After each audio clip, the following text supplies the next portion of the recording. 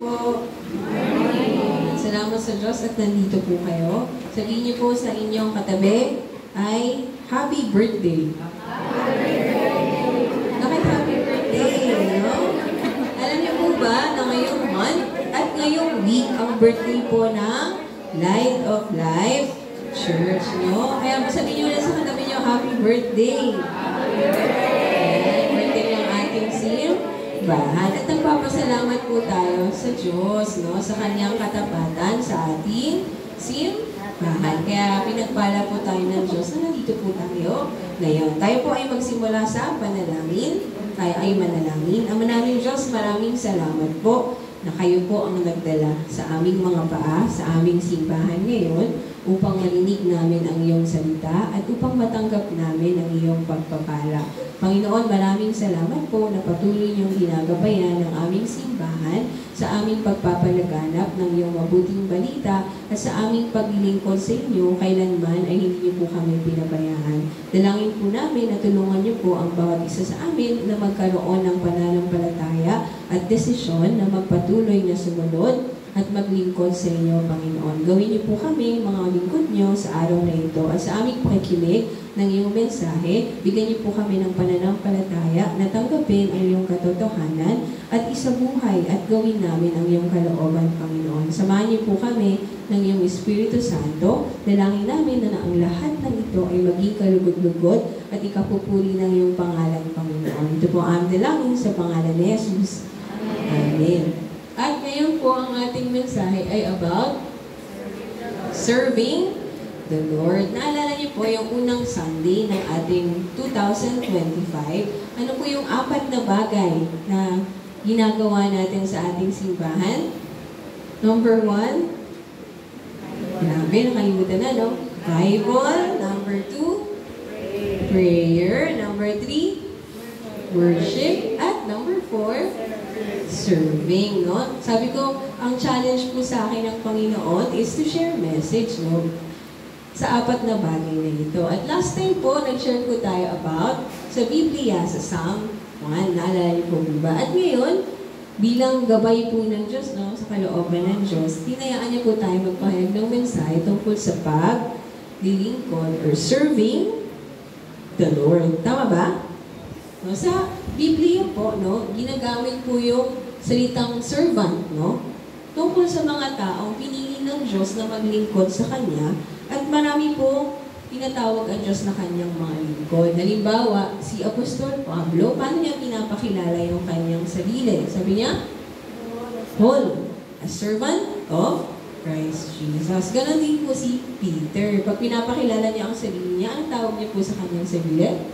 Simon Peter, a servant and apostle of Jesus Christ. At kung nag-quiet time na po kayo kaninang umaga, no, si Mary, no, pinahayag sa kanya, ikaw ang magiging ina ng tagapagligtas. Ano sabi ni Mary?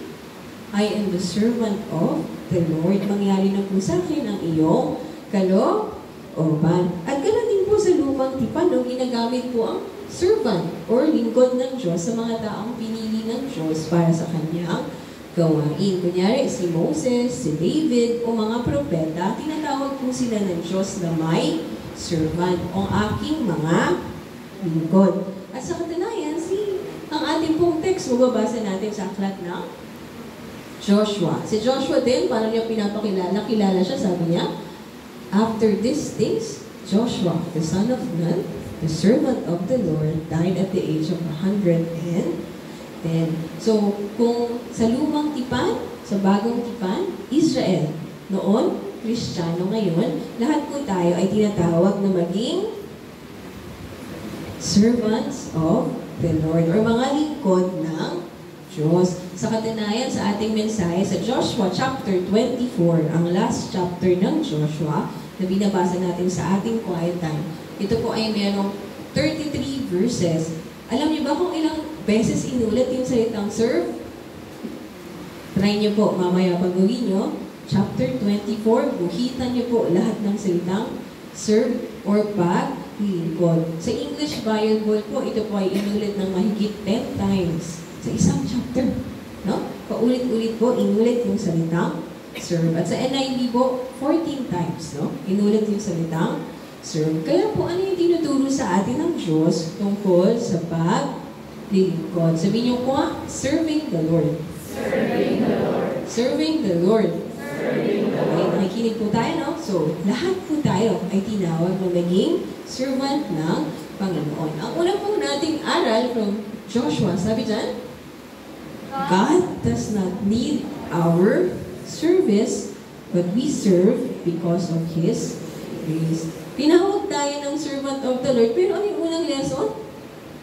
Hindi kailangan ng Diyos ang ating paglilingkod, ngunit naglilingkod tayo sa Kanya dahil sa Kanyang kagandahang loob. Sa ating Bible reading sa Mark chapter 10, verse 45, ano sabi doon? Sapagkat ang anak ng tao ay naparito hindi upang paglingkuran, kundi upang maglingkod at upang mag-alay ng kanyang buhay para sa ikatutubos ng marami. Sino po yung anak ng tao? Si Jesus. Maging si Jesus, hindi siya dumating para siya ay maglingkuran, to serve, but maglingkod at mag-alay ng kanyang buhay para sa atin. Si Apostol Pablo din, isang araw sa kanyang pagpapahayag ng mabuting balita, nakarating po siya sa lugar ng Athens. At doon po, yung mga Griego, sila ay sumasamba sa maraming Diyos. At karaniwang pong ginagawa nila, nagbibigay ng pagkain, nag-aalay ng pagkain sa kanilang mga Diyos. At anong sabi ni Pablo sa kanila? Hindi siya nangangailangan ng paglilingkod ng mga kamay ng tao, sapagkat siya mismo ang nagbibigay ng buhay, hininga, at ang lahat ng bagay sa lahat. Sabi sa English, and He is not served by human hands, as if He needed anything. Rather, He Himself gives everyone life and breath and everything else. Sabi ng Panginoon, hindi niya kailangan ng ating paglilingkod. Sa katunayan, sa Kanya nanggaling ang lahat ng meron tayo. Ang ating buhay, ang ating talento, ang ating kalusugan, ang ating mga ikinabubuhay, ang ating trabaho, ang ating pamilya, ang lahat ng meron tayo, siya ang nagbibigay. Kaya naglilingkod tayo sa Kanya, hindi dahil may kulang ang Diyos na dapat nating kunan, no? Naintindihan niyo ba? Kung maisip natin, bakit ba kailangan mag-serve sa Panginoon? Ang totoo, hindi niya po kailangan ng ating paglilingkod, sa halip, siya ang nagbibigay sa atin ng lahat. Kaya nga po sa aklat ng Joshua, sa verse 24, no? Sila po ay nagpunta sa lugar ng Shechem. Kung kayo po ay nandito nung Friday, tinuro ni Pastor, di ba, yung lugar ng Shechem sa gitna ng Mount Gerizim and Mount Ebal sa bandang Jerusalem. Ito po ay isang lugar na marami po silang pinagdaanan. Diyan nagpatayo ng altar ang si Jacob, di ba? Diyan tinawag na si Abraham, pinangako ang lupang pangako. At diyan din po si Joshua, tinawag na yung mga tao. At pinaalala niya sa kanila ang ginawa ng Panginoon. Sabi niya po sa verse 2 to 3, sinabi niya, ito ang pinapasabi sa inyo ni Yahweh, ang Diyos ng Israel. Noong una, ang inyong mga ninuno ay naninirahan sa kabila ng ilog Euphrates. Isa sa mga ito, si Terah, na ama ni Abraham at ni Nahor. Sumamba sila sa mga Diyusan. Hindi po nila kilala ang Diyos. Tinawag ko si Abraham buhat sa lupain iyon at dinala ko siya at pinagnubayan sa buong lupain ng Kanaan. Pinarami ko ang lahing nagmumula sa kanya. Ano sabi ng Diyos? Tinawag ko si Abraham mula sa malayo. Tinupad ko ang aking mga pangako. Pinarami ko ang kanyang lahi. Bakit mo pinili ng Diyos si Abraham? Hindi po natin alam. Ito ay kalooban ng Diyos at grasya ng Panginoong Diyos. At pagkatapos, pinatuloy po ni Joshua yung kwento. Pagkitas ni Abraham, ang mga anak ni Abraham, ano po nangyari? Si Moses, tama ba? Pinalaya sila sa labas ng Ehipto at ngayon sa panahon ni Joshua, nasaan na po sila? Naroon na sila sa promise land, di ba? Sa aklat ng Joshua. Ano sabi ni Joshua? Pagbasahin niyo nga po. Binigyan ko kayo ng lupain, hindi niyo binungkal. Pinatol kayo sa lungsod na hindi kayo ang nagtayo. Kumain kayo ng mga ubas at olibo na galing sa mga punong hindi kayo ang nagtanim. Kayo ngayon ay bayan ng Diyos. Kayo ngayon ay narito sa aking lupang pinangako. Anong ginawa nyo? Ito ba ay dahil sa inyong ginawa? Dahil po sa kanilang ginawa? Hindi kayo. Ano sabi ng Diyos? Hindi kayo ninyo ginawa. Pero bakit po nila yung nararanasan? Dahil po sa kagandahang loob ng Diyos. Because of His grace. Napagtagbayan po nila ang lahat ng meron po sila dahil sa grasya ng Panginoon. Sabi niyo nga, God's grace. God's grace. Niligtas po sila ng Diyos sa Egypto dahil po sa kanyang kagandahang loob. Ibig sabihin po, no, yung salvation, yung kaligtasan na tanggap nila, yun yung foundation ng kanilang service sa Panginoon. Kaya ano sabi niya sa verse 14? Kaya, ngayon, dahil ginawa ko ang lahat ng ito para sa inyo, kaya ngayon, ang sabi niya, sambahin ninyo si Yahweh at paglingkuran niyo siya ng buong puso't katapatan. Ang sabi, si Yahweh lamang ang inyong paglingkuran. Pagkatapos niyong maranasan ang lahat ng aking kagandahang loob, ano itong gagawin nila? Maglingkod kayo ngayon kay Yahweh. At ito rin po ay totoo para sa mga Kristiyano ngayon.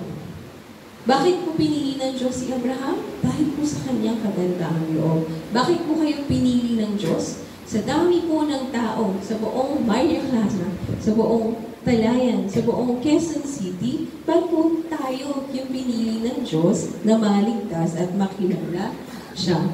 Nakilala natin si Jesus, napatawad ang ating mga kasalanan, binago ng Diyos ang ating buhay, nagkaroon tayo ng buhay at buhay na walang hanggan, at tayo ay pinagpapala ng Diyos araw-araw. Ano po bang ginawa niyo? May ginawa ba kayo? We did nothing. Tama ba? Lahat ito ay dahil sa kanyang kagandahang loob. God saved you because of His grace, and that salvation is your foundation for your service to God. Kaya sabi sa Ephesians 2:8-9, sapagkat dahil sa kagandahang loob ng Diyos, kayo ay naligtas sa pamamagitan ng pananampalataya, at ito'y kaloob ng Diyos at hindi mula sa inyong sarili. Hindi ito bunga ng inyong mga gawa, kaya't walang maipagmamalaki ang sino man. Ang ating kaligtasan ay hindi po bunga ng ating gawa, kundi ito ay regalo ng Diyos sa pamamagitan ni Jesucristo na ating Panginoon. Wala po tayong ginawa para maligtas. Tama ba? Sino po yung gumawa ng daan para sa ating kaligtasan? Si Jesus lamang, no? Nung ibinigay niya ang kanyang sarili, ang kanyang buhay sa krus para sa ating mga kasalanan. At wala na po tayong pwedeng idagdag doon. Nung namatay si Jesus at muling nabuhay, natapos na po. Ano sabi niya? It is finished. Napagtagumpayan na po niya yung ating kaligtasan at buhay na walang hanggan. Kaya hindi po tayo naligtas para naligtas para maglingkod. Tama ba? Naglilingkod tayo dahil tayo ay ligtas. Naunawaan niyo po? Hindi po tayo naliligtas dahil hindi po tayo niligtas para maglingkod, kundi tayo ay naglilingkod dahil tayo ay niligtas ng Panginoon sa ating mga kasalanan. Kaya sabi sa Ephesians, susunod na verse 10. Basahin niyo nga po. Memory verse natin ito, book 1, tama ba? Kung ano tayo ngayon ay gawa ng Diyos. At saka ipag-isa natin kay Kristo Jesus ay ilikha niya tayo para sa mabubuting gawa na inihanda niya noong una pa man upang gawin natin, no? Sabi dito, kung ano tayo ngayon, sino po may gawa? Ay gawa ng Diyos. Kung ano ka po ngayon, ay gawa ng Diyos. At lahat po ng kaya natin gawin para sa Diyos ay sa Kanya rin po nanggaling. Kasi ano sabi doon? Inihanda niya noong una pa man para ating gawin. So we are not saved to serve, but we serve because we are saved. No? Lahat po ng ating ginagawang paglilingkod sa Panginoon. Kunyari ngayon, you join worship, tama po ba? Nagbigay kayo ng inyong kaloob sa Panginoon. We give our offering to God. Naglingkod po tayo ng ating mga talento. We love others, no? We obey the Lord. Sinusunod natin ang Panginoon. Lahat po yun ay nagagawa natin dahil po sa Kanyang grace. Dahil sa Kanyang kagandahang loob, dahil po tayo ay naniwala at sumampalataya kay Jesus. Kaya ano sabi niya? Hindi ito bunga ng iyong mga gawa, kaya walang may pagmamalaki ang sinaman. No? Kung ngayong araw naglingkod ka, gumising ka ng maaga, nagluto ka, umawit ka, nagpractice ka, nagbasa ka ng Biblia, nanalangin ka, nagbigay ka ng offering, meron po ba tayong may pagmamalaki sa Panginoon? Meron po ba? Ano sabi niya? Wala po tayo. Even our salvation ay hindi po galing sa ating mga gawa, kundi ito ay gawa ng Diyos. Kaya po tayo po ay naglilingkod sa Panginoon, huwag po tayong maging mayabang o mabag, malaki. Mas mabuti ako sa inyo. Mas mabuti akong member ng aming simbahan kaysa sa iba. Dahil ganito ako maglingkod. Ano sabi ng Biblia? Meron po ba tayong may pagmamalaki? Can we pause? Wala po. Dahil lahat ng ito ay dahil sa Kanyang grace. Ano po sabi ng Peter? Sabi doon, ang mga nangangaral ay dapat salita ng Diyos ng ipangaral. Ang naglilingkod ay dapat maglingkod gamit ang lakas na kaloob sa iyo ng Diyos, upang sa lahat ng bagay siya'y papurihan sa pamamagitan ni Jesucristo. Sa Kanya ang kapangyarihan at karangalan magpakailanman. Sabi sa English, no? If anyone serves, they should do so with the strength God provides, so that in all things God may be praised through Jesus Christ. Kapag po tayo ay naglingkod, kanina po napupunta yung papuri, yung glory sa Diyos. All glory belongs to our God. Ano po yung napupunta sa atin? Meron ba tayo nakukuha? Ang nakukuha natin, we get the joy in serving. Meron po tayong joy. Meron po tayong kagalakan. Masaya ba kayo habang nagwawalis? Habang nagluluto? Habang nagbabasa ng Biblia? Habang nananalangin? Habang kasama natin ang isa't isa at sumasamba sa Panginoon? Masaya ba kayo? O hindi? God gets the glory and we get the joy. Nagkakaroon po tayo ng kagalakan sa ating mga puso. Tama ba? O hindi kayo masaya? Masaya tayo, no? Ano yung una nating natutunan? Hindi kailangan ng Diyos sa ating paglilingkod. Naglilingkod po tayo dahil sa Kanyang kagandahang loob. Tama ba? Ngayon po ba masaya na kayo maglilingkod sa Panginoon? Okay. Pangalawang bagay po, nakikinig ko ba? O tulog na yung iba? Check mo yung katabi, baka tulog na. Gising muna tayo ay makinig. Pangalawa po, serving God requires holiness and separation from sin. Ang paglilingkod sa Diyos ay nangangailangan ng kabanalan at paghiwalay sa kasalanan. Yung mga tao, kinausap ni Joshua. Pumili kayo kung kayo ba ay maglilingkod sa Diyos o paglilingkodan nyo ay ibang Diyos. Ano pong desisyon ng mga tao sa verse 18? Kaya wherein kami maglilingkod sapagkat siya ang aming Diyos. We too will serve the Lord because He is our God. Anong desisyon nila? Maglilingkod kami sa Panginoon. Pero sa verse 19, anong sagot ni Joshua? Ngunit sinasabi ni Joshua sa taong bayan, hindi niyo kayang maglingkod kay Yahweh sapagkat siya isang Diyos na banal at siya'y mapanibuhuing Diyos. Hindi niya palalampasin ang inyong mga pagsuway at pagkakasala. Ang sabi niya po sa verse 23, sinabing muli ni Joshua, kung gayon, itapon ninyo ang inyong mga Diyos-Diyosan na iniingatan pa ninyo. Manumpa kayo kay Yahweh na Diyos ng Diyos ng Israel. Para po tayo makapaglingkod sa Panginoon, kailangan po nating talikuran ang ating mga kasalanan. At itapon po ang ating mga Diyos-Diyosan. Kasi ang mga bayang Israel, hanggang ngayon, meron pa silang iniingatan ng mga Diyos-Diyosan. Ang sabi ni Joshua, itapon nyo na. Itapon nyo na yung mga bagay na pumipigil sa inyo, sa inyong paglilingkod sa Panginoon. Kailangan po natin talikuran ang ating mga idol. Sabi mo nga, idol. O mga Diyos-Diyosan. Halimbawa po, yung worship of money, yung pride ng ating buhay, at anumang bagay na pumipigil po or stand in between of us and God. Kung ano po yung nasa gitna natin at ng Diyos at nagiging hadlang na sa ating pananampalataya sa Diyos.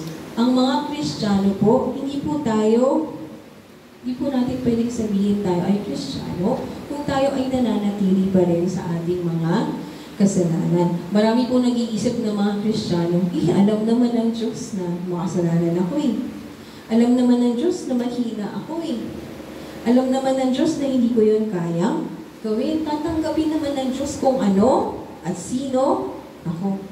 Gusto ko si Jesus, ang kanyang pagpapala, pero gusto ko rin manatili sa aking mga kasalanan. Gusto ko manatili sa aking mga masasamang gawa, sa aking mga malaking relasyon. Gusto ko lahat ng benefit ng Kingdom of God, pero gusto ko pa rin mamuhay kung ano ang gusto ko. Pwede po ba yun?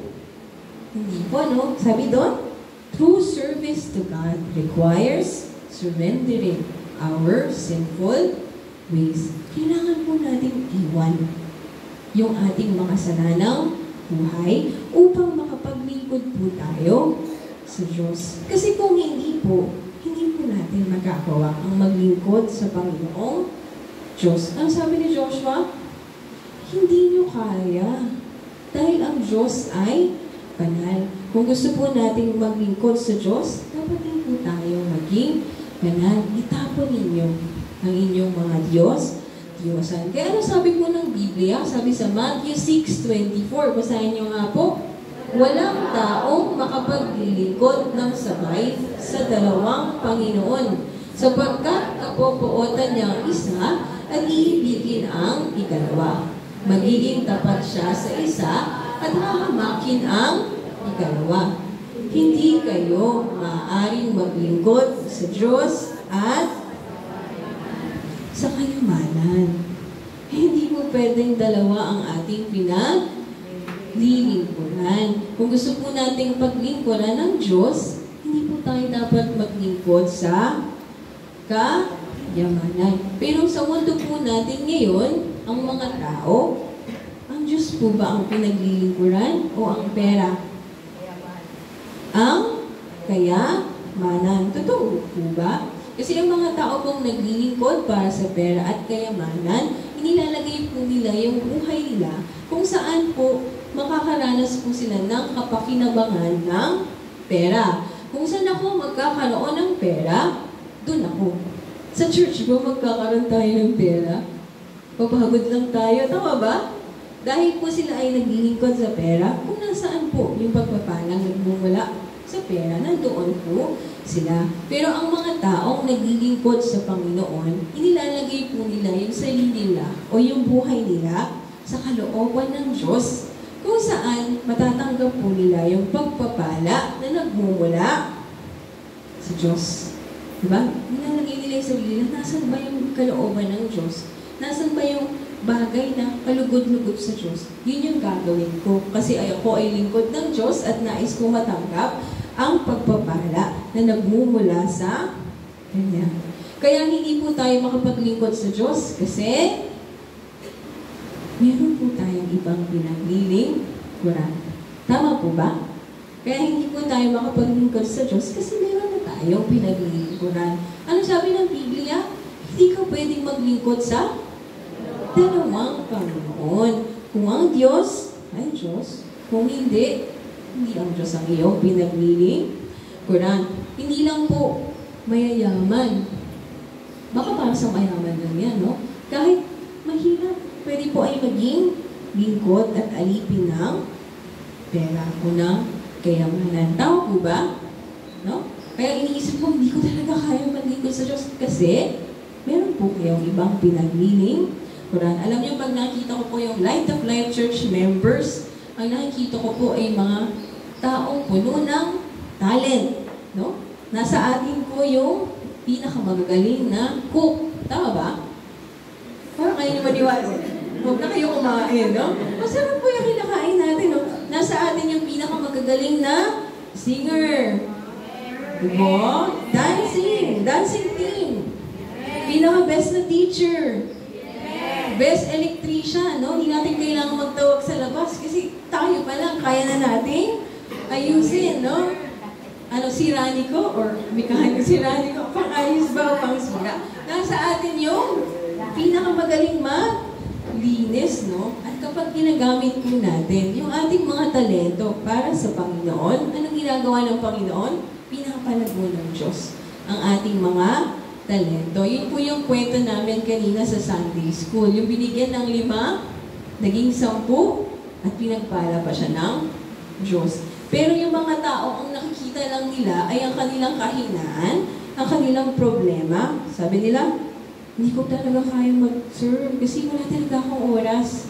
O kaya naman, marami kasi akong problema ngayon, hindi ko pa talaga kaya. Kailangan ko talaga kumita ng pera, kailangan pumunta doon, kailangan pumunta dito. Marami akong kailangan gawin. Pero hindi po nila naiisip na ang lahat ng bagay ay nagmumula sa Diyos. At kung meron man pong magbibigay ng pagpapala sa kanyang buhay, at yun po ay Diyos. Yung lalaki po na isang talento lang yung na-receive, anong ginawa niya? Binaon sa lupa. At anong nangyari? Yumaman ba siya? Naging maayos ba yung buhay niya? Hindi. Nalugod ba ang Diyos sa Panginoon sa kanya? Hindi. So, huli siya pa ay pinarusahan ng Diyos. Ganun din tayo. Kapag iniisip natin, wala, hindi ko kaya, marami akong problema, mag-the-work po tayo na mananatili sa ating mga problema. Kasi nandun po umiikot yung ating buhay. Alalahanin niyo po, God's grace is sufficient. Sapat po ang kagandahang loob ng Diyos. Tama po ba? Kaya ba handa na po kayo maglingkod sa Panginoon?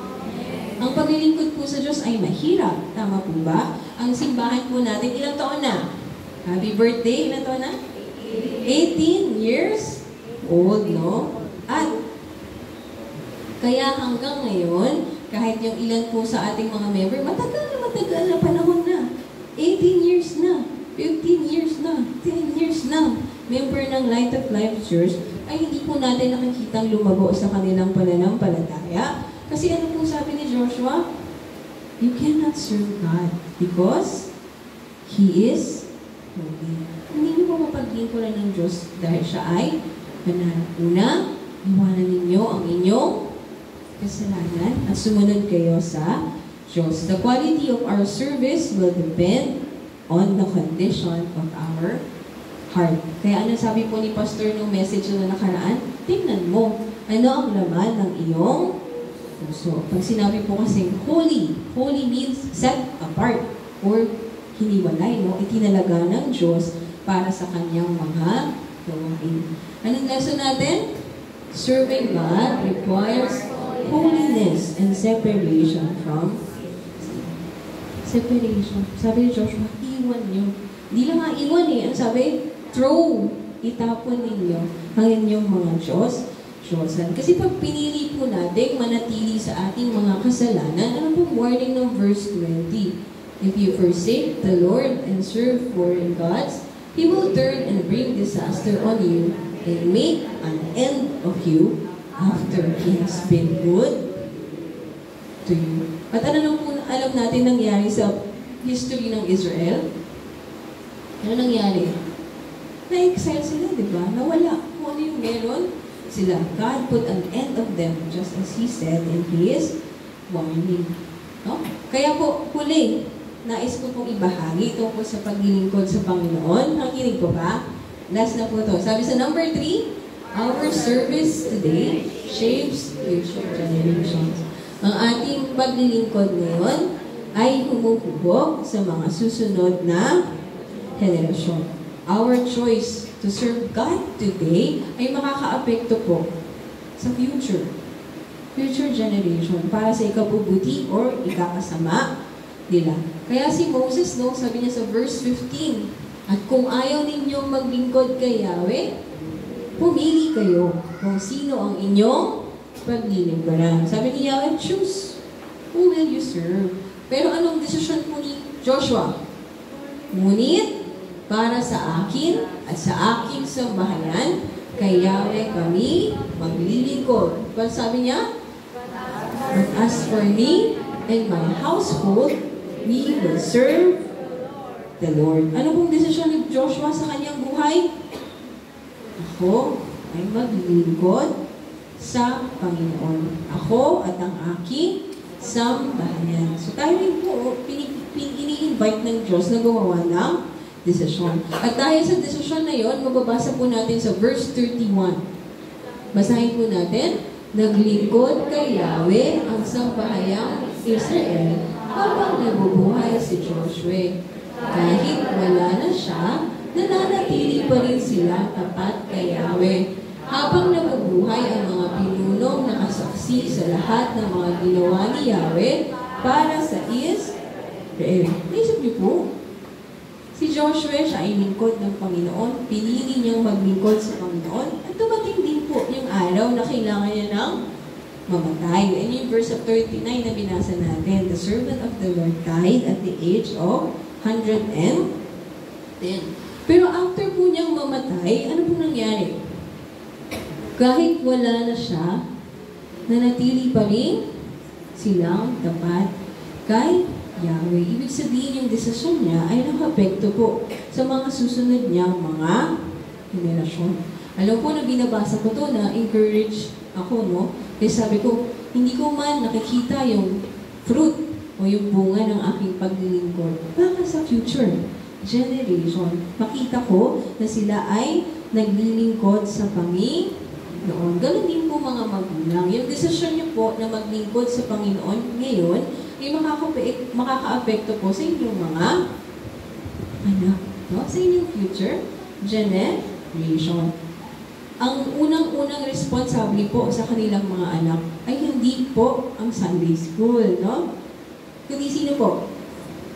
Ang mga magulang. Turuan niyo po silang maglingkod sa Panginoon. Maging mabuti po kayong halimbawa sa kanila sa paglilingkod sa Panginoon. Ang bayang Israel, ano pong nangyari sa kanila? Pinaglingkuran ba nila ang Diyos? O hindi? After ng generation ni Joshua, generation ng mga leaders sa panahon ni Joshua, yung mga susunod po na henerasyon, pinili po nilang paglingkuran ang ibang Diyos. Kaya ano po ang naging bunga? No, si Joshua, nakita natin, no? Nagsimula siya sa mahirap at imposibleng trabaho. Anong imposibleng trabaho? Sa kupi ng bayan Israel, pero nagawa po nila at napagtagumpayan niya. Pero after po ng kanyang henerasyon at mga leader sa panahon niya, ano pong desisyon nila? Ano pong nangyari? Sabi dito, basahin po ninyo.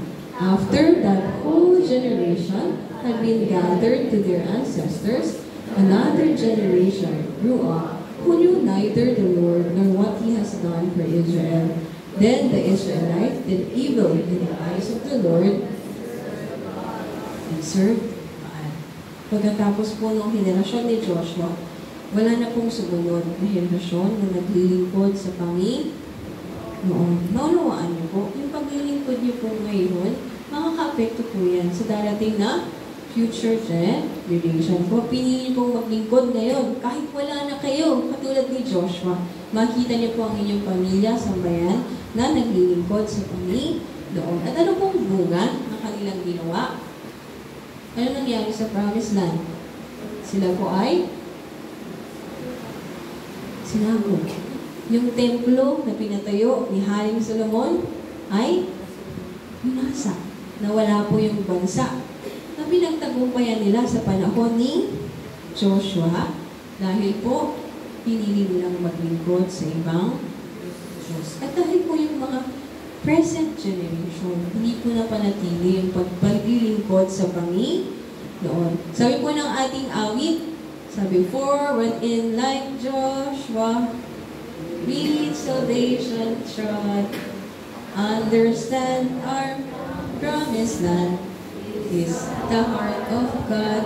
Nung pinili po nilang maglingkod sa ibang Diyos, nawala po sa kanila yung kanilang land, promised land. Tayo po, ano po nangyayari sa atin? Pag pinili po natin, huwag maglingkod sa Panginoon, our inheritance, sino daw? Is the heart of God. Our inheritance ay si Jesus Cristo. Kapag hindi po tayo naglingkod sa Kanya, nawawala po yung ating fellowship sa Kanya. Nagiging malayo po tayo sa Panginoon. Nagiging malamig po tayo sa ating pananampalataya. Umiiwas na po tayo sa ating church. Tama po ba? Dahil tayo po ay nagiging malayo sa Diyos. At bandang huli, ang ating mga kasalanan ay maglulunod po ng ating mga kapahamakan. Kaya ano po yung future na gusto niyong makita para sa inyong mga anak? Para sa mga bata? Future na naglilingkod po sila sa Panginoon at tapat po sila sa Panginoon. At ngayon po, tinatawag kayo ng Diyos na gumawa ng desisyon. Anong desisyon ni Joshua? Choose for yourself this day whom you will serve. But as for me and my household, we will serve the Lord. Gumawa po kayo ng desisyon. Kayo po ba ay maglilingkod sa Diyos ng inyong buong puso? Kayo po ba ay tatalikod sa inyong mga kasalanan? At itatapon ang inyong mga Diyos-Diyosan? Kayo po ba ay magtitiwala sa Diyos kahit pa sa mahirap na mga sitwasyon ng inyong buhay? Huwag po nating i-delay ang ating desisyon dahil ang ating paglilingkod ay hindi lang po para sa atin ngayon. Hindi po para sa darating na mga generation. At katulad po ni Joshua, huwag lang pong salita ang ating desisyon. Kundi dapat may kasamang action or gawa. Kaya meron tayong 4 P's sa ating serving. Una, pray for a heart to serve. Hingin mo sa Diyos, Lord, tulungan mo ako. Nanaisin ko na ikaw ay aking paglingkuran. At ang lahat ng ginagawa ko ay gawin ko ng may pag-ibig. Next, plan how you will serve or how can you serve. Ano bang pwede kong gawin para sa aming church? Para sa aming school, para sa aming pamilya, para sa aking mga kaibigan. Ano ba? Participate in church ministry. Ano ba magawain natin sa church, di ba? Meron tayong Bible reading programs, meron tayong mga meetings. Ano gawin natin? Let's try to participate as we serve the Lord and we practice a lifestyle of service. Hindi lang natin siya gawin tuwing Sunday. Kundi, araw ng ating buhay. Yung ating paglilingkod, hindi lang limitado pag nasa church tayo. Pag nasa bahay tayo, anong ginagawa natin? Nananalangin, nagbabasa ng Biblia, pinapractice natin yung kanyang mga salita, at lahat yun ay paglilingkod para sa Panginoon. Naunawaan niyo po ba? Anong desisyon ninyo? Katulad din po ba ng desisyon ni Joshua? Amen? Anong desisyon po ninyo? Katulad ba ng desisyon ni Joshua? Sabihin nyo nga, we will serve the Lord. We will serve the Lord. Tayo po ay magtapos sa panalangin. Tayo ay pumikit at manalangin. Ama naming Diyos, maraming salamat po sa iyong katotohanan. Maraming salamat po na wala po kaming kayang gawin, wala po kaming kayang ipagmalaki, at higit sa lahat, hindi mo po kailangan ang aming paglilingkod. Maraming salamat po na maaari lamang kaming maglingkod sa inyo dahil kami po ay inyong iniligtas sa aming mga kasalanan, binigyan ng buhay at buhay na walang hanggan, at patuloy niyo po kaming binibigyan ng pagpapala at kalakasan upang tulungan kaming mabuhay ng ayon sa iyong kalooban. Lahat po ng kaya namin gawin, lahat ng meron kami ay galing sa inyo, Panginoon. Tulungan niyo po kami maging tapat na mga lingkod mo, katulad ng mga tao sa Biblia na ginamit mo, kahit hindi po sila perfecto. Maging po sa aming paghihirap, kahirapan ng aming buhay, tulungan niyo po kami na magpagtagumpayan ang lahat ng iyon at alalahanin na tapat ka sa lahat ng oras at sa lahat ng panahon, Panginoon. Tuluan niyo po kami na katulad ni Joshua, gumawa po kami ng desisyon na paglingkuran ka at ipanalangin at maging mabuting halimbawa para sa mga future generation na manampalataya at sumunod sa inyo, Panginoon. Salamat po sa itinuturo sa amin sa Biblia tungkol sa paglilingkod. Turuan mo kami na tunay na kami ay maging Kristiyano, na banal, at sumusunod sa inyo, Panginoon. Salamat po, Banal na Espiritu, dahil kayo po ang nagtuturo sa amin. Ito po ang aming dalangin sa pangalan ni Jesus.